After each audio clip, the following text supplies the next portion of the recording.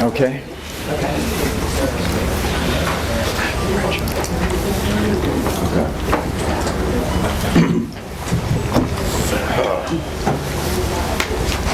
Good afternoon, Coach.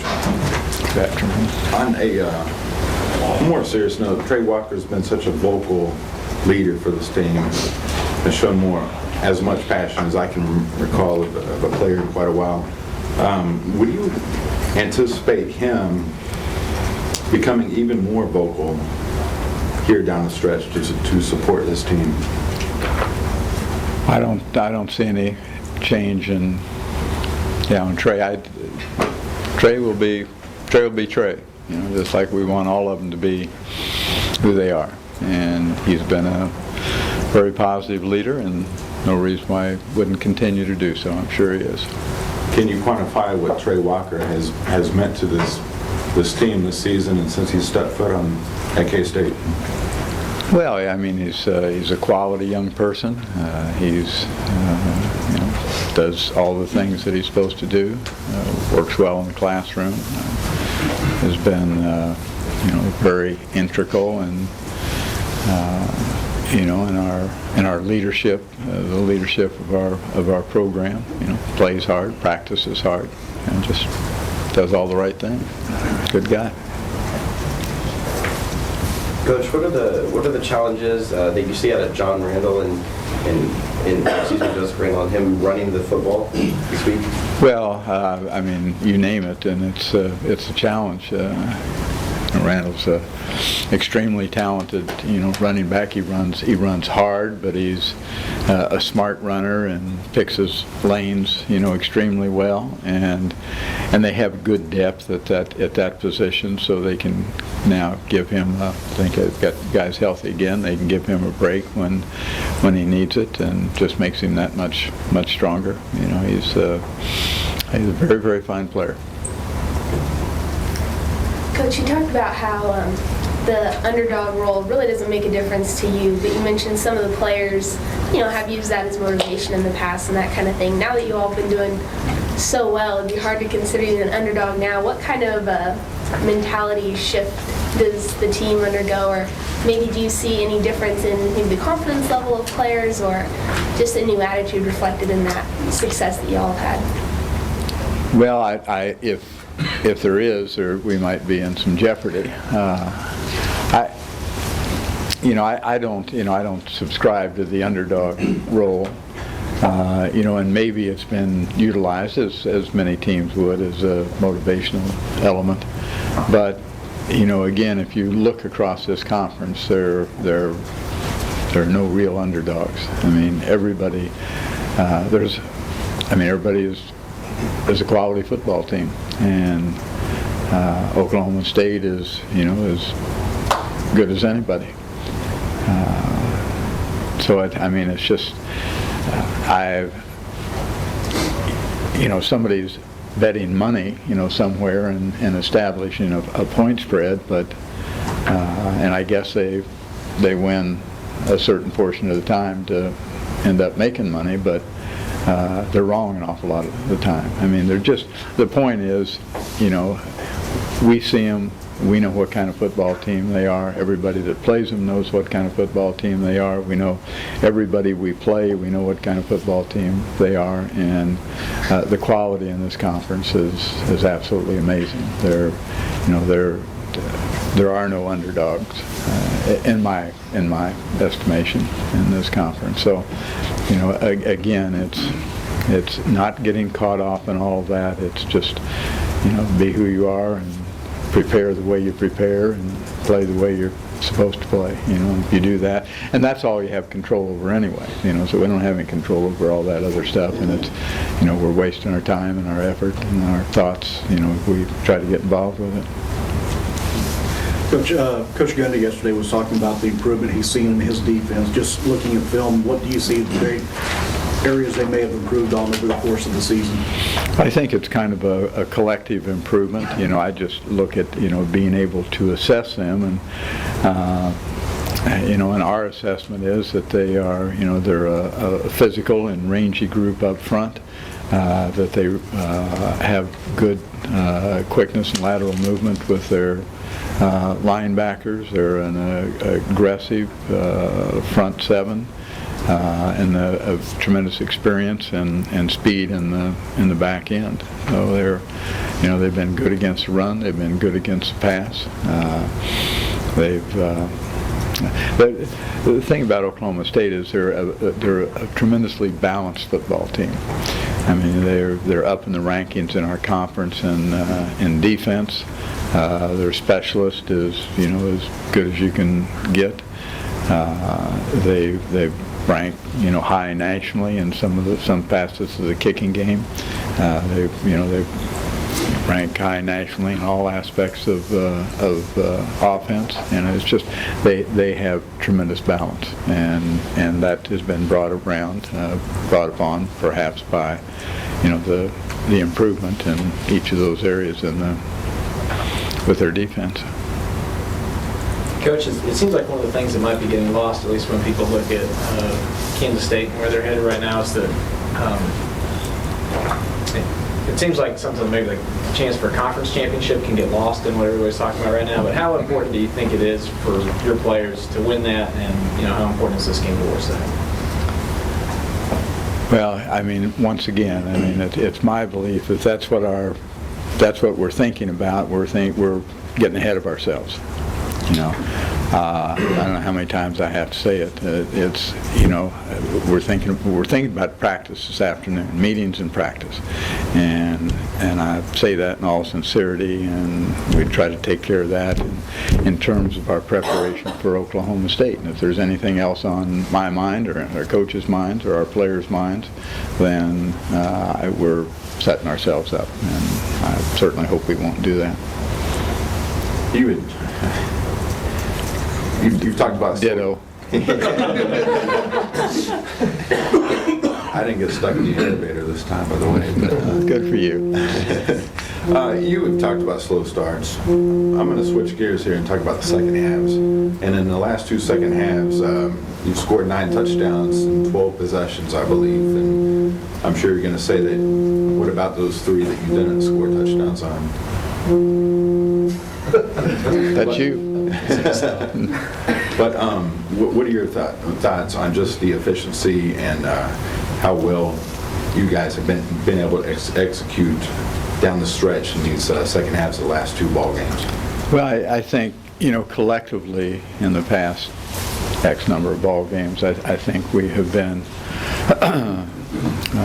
better finishers. Probably not as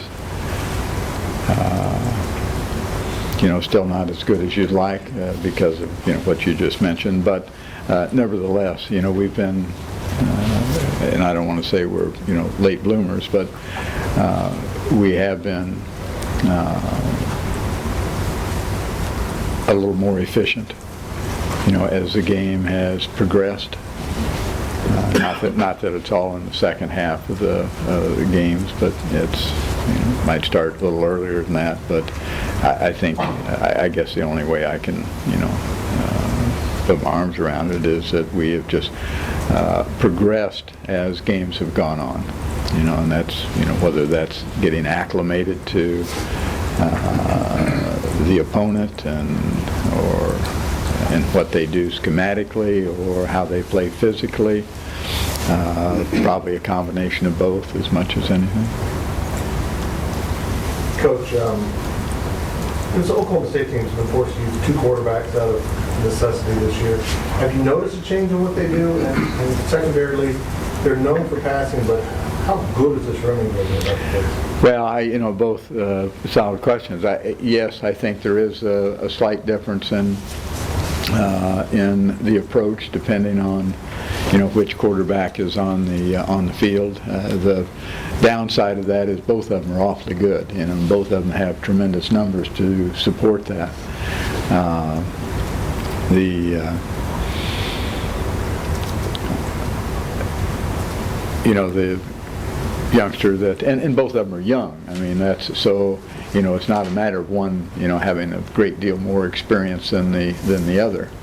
It's just the idea that they're young, extremely quality quarterbacks, and one of them is a little more dual purpose than the other one, but the other one can run as well, and if he has to, I'm sure he will. And what was the other part? Running game. That's obviously very, very significant. As it, any ball game you go into and you're playing a conference, which everybody talks about spreading it out, throwing the ball around, etc. I don't think there's a football program in the country that doesn't realize that if you can't be effective against a running game, then you really have some you give them the capacity to do both at that time, and it's really a threat to you.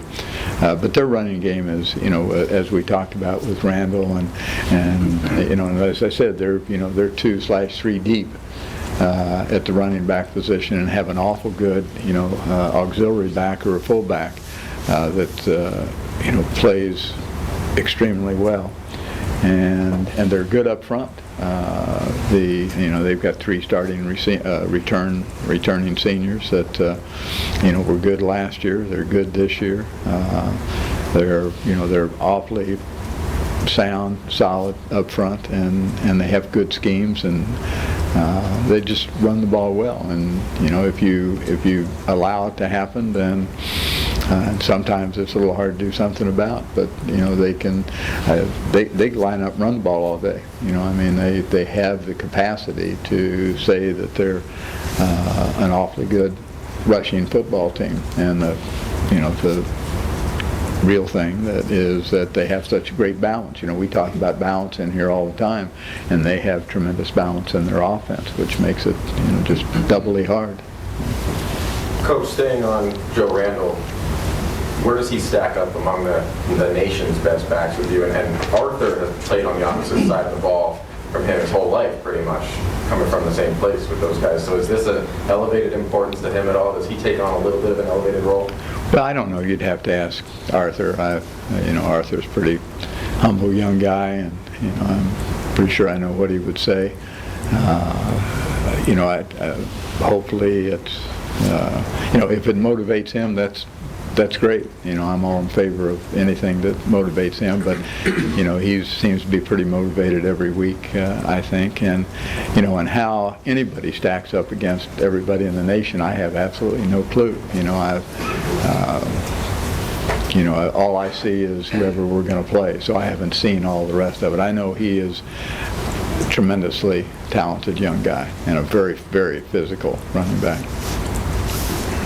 Coach, what are the chances of seeing Cornelius Lucas back on the field this week?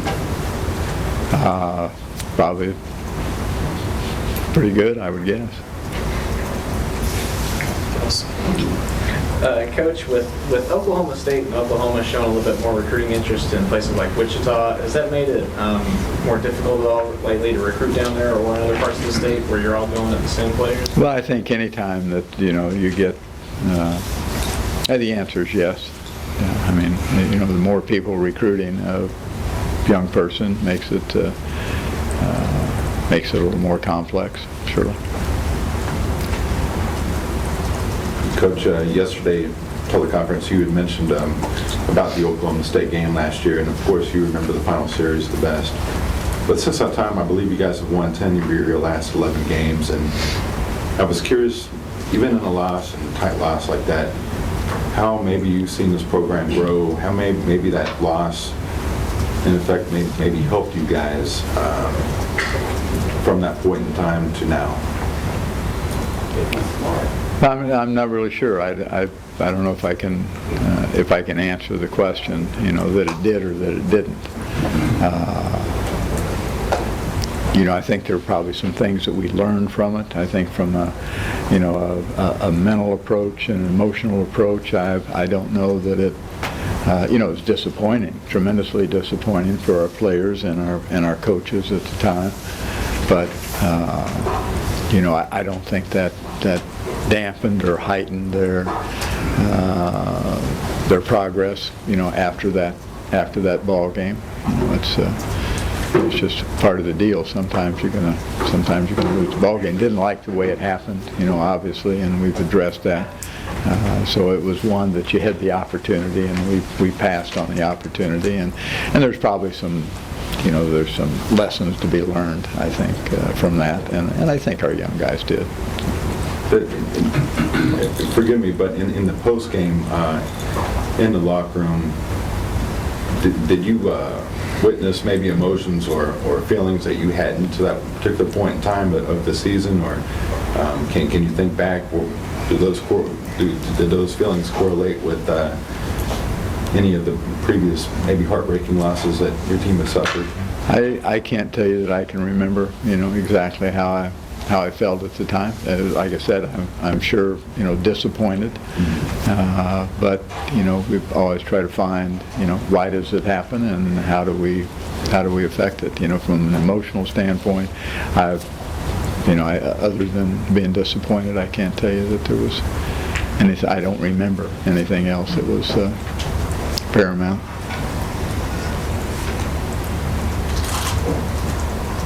Anybody else? Okay. I'm not going to let you leave after 17 minutes. If we could, you can make this call at midnight on Mondays, and we could cancel all the rest of this. And we don't need. I'll hold you to that. I had asked you yesterday about Colin on the teleconference as well, and the 11 touchdowns and combined in the last 2 games. When you go back and look over what he's done over the course of the last 8 quarters, what stands out to you the most, being an offensive mind? What do you look at and what impresses you the most about what he's doing? Well, I think the same things, and I apologize for being repetitive, but the same things that always have. I don't think whatever it is that he has or hasn't done in the last 8 quarters doesn't impact. I mean, I would have said whatever I say right now. I would have said 12 quarters ago or 14 or whatever the case may be. He provides and has quality leadership, very positive leadership with our players. He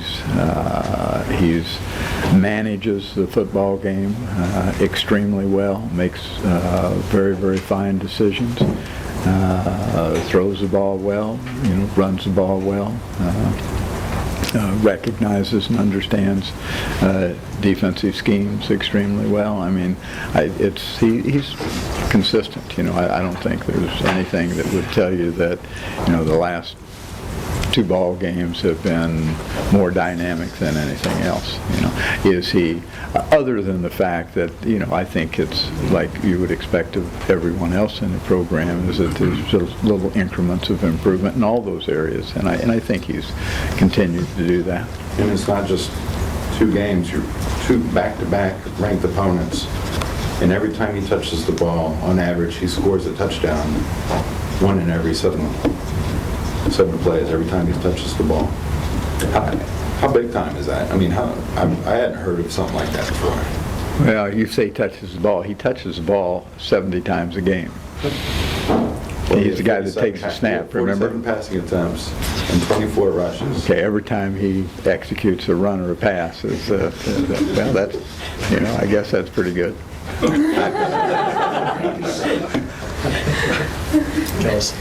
Coach, can you tell us a little bit more about Meshach Williams? You said maybe 4 or 5 games ago something switched with him, started to figure it all out. Can you elaborate on that and tell us how he's playing better? Well, I think he's just, it's that same thing. He has gotten himself better and better and better during the course of the season. I think he practices better. He's into it, and not that he wasn't, but I think to a higher degree right now. I think there's a little more of a relentless approach for him, because you put those guys on the edge and they've got a lot of responsibility, and in this league, pass rush is extremely vital and important, and that takes a relentless individual. Just do it over and over and over again, knowing that you may only get to that guy, at best 2 or 3 times during the course of a ball game, and yet you have to do it 70 times or 60 or 50 or whatever the number is, and that takes a persistence, and I think he's gained in that in that respect, and the experience, just being on the field another week. has helped him improve his game. Coach, the idea of being on national television, the fact that that game was put on prime time, does this present a unique possibility or some kind of an opportunity for you guys to maybe show a little bit more people what this team has?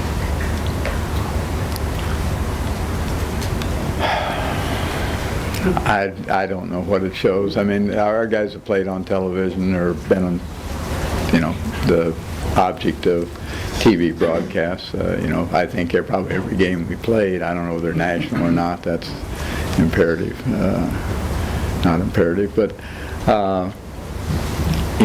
again, it really isn't about that. I don't know what, who it is we want to show anything to. It's just a matter of our guys preparing and going out and playing as well as they can. And if it's not on TV, everybody can get on one of those things and dial it up and watch it. So, I mean, it's there for everybody, regardless of who happens to be in here with a bunch of cameras. So it would mean just as much to you as if it were at 1 o'clock locally televised? Well, does it mean as much? I mean, the game is a game. I mean, that's, they all, I don't like playing at midnight, and probably that's down the road, that'll probably start taking place, but, and I like the 1:10 kickoff, just for everybody, for fans in particular. You have a chance to get here if you're coming from out of town, and have a chance to get home, if you're from out of town, and that's probably the biggest concern. Sometimes playing the evening games, it shortens your preparation for the upcoming week. But I understand, what it's all about, the dynamics of television, the dynamics of the dollar. Make all this happen, and so we did. We can't get caught off in whatever all that means. It's our deal is just, let's go to meetings, go to practice, go play. Coach, there's only 3 defenses in this conference of teams that are giving up fewer than 20 points a game in conference play, Oklahoma U and Oklahoma State. What are they doing so well on defense in this conference? There's a lot of potent offenses what are they doing right to slow people down like you? Oklahoma State? Oklahoma State. Yeah, as I said, I think they vastly improved. I think they're, and I went through, what I thought the dynamics were at each position. I think they're a sound football team. Bill Young is their coordinator, and Bill has been around for a long time, and he's a very experienced and quality football coach. I think that is a great asset for them. I think there's, they've incorporated a little bit more in their defense. I don't know how, whether that collectively has helped them or hurt them, but I think they do more. There's, a little bit more movement that you see with their front 7 than maybe past teams of Bill's. But and they've got quality players. I mean, they can run around. They've got good speed. Like I said, their back end runs well. They're middle level guys, linebackers, run well. For the most part, they're physical up front. They've got good range up front. The length. They have some similarities to Texas Tech. In regards to personnel. So. 4 teams are undefeated right now, but only 2 get to advance the national championship game if that were to happen. My question to you is, a lot of people are saying style points are required by Kansas State, regardless of the fact that the computers have you guys tied it first. The human polls are 2/3 of the poll. So how important is it to balance style points, winning big, versus embarrassing your opponent's sportsmanship, which has always been, I think, important to you? I don't know. I said, somebody asked me this before. I don't know what style points are, and I don't care what style points are.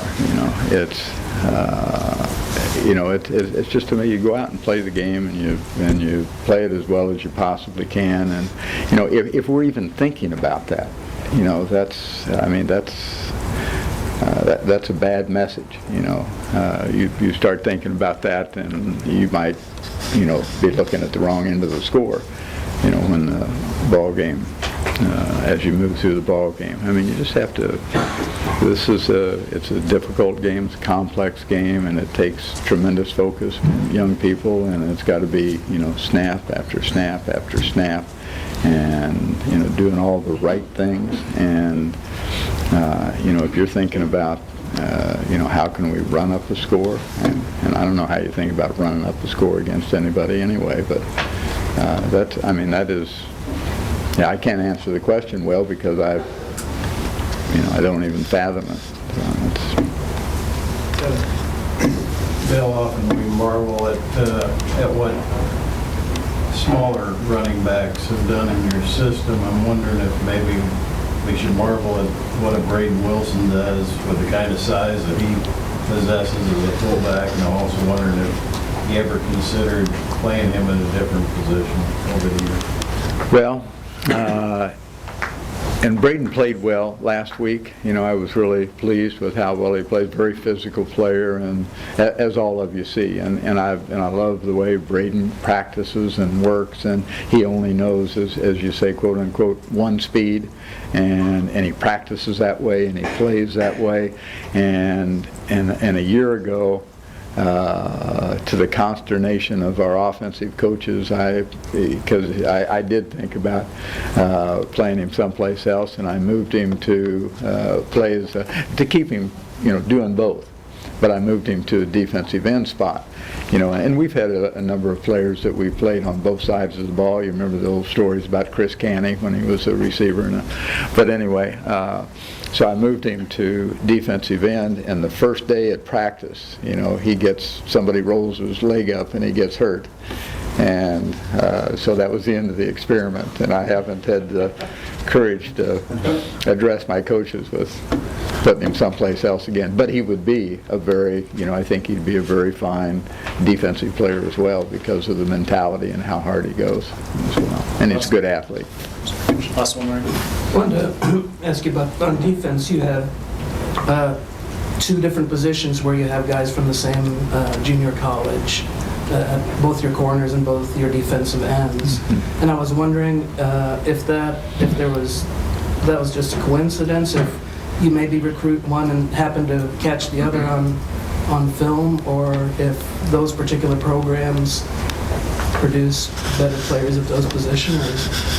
Well, I think more than anything else, it is coincidence. But you know, what you did indicate, you know, we found one by in our attempt to, you know, recruit another, and that was the case in the two cornerbacks at San Francisco City College. But you know, outside of that, it was just, you know, finding young guys that fit into our program, and it was, you know, it's coincidence that they happened to be from the same school.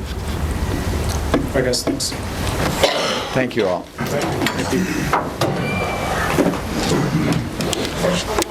Thanks for putting up with here.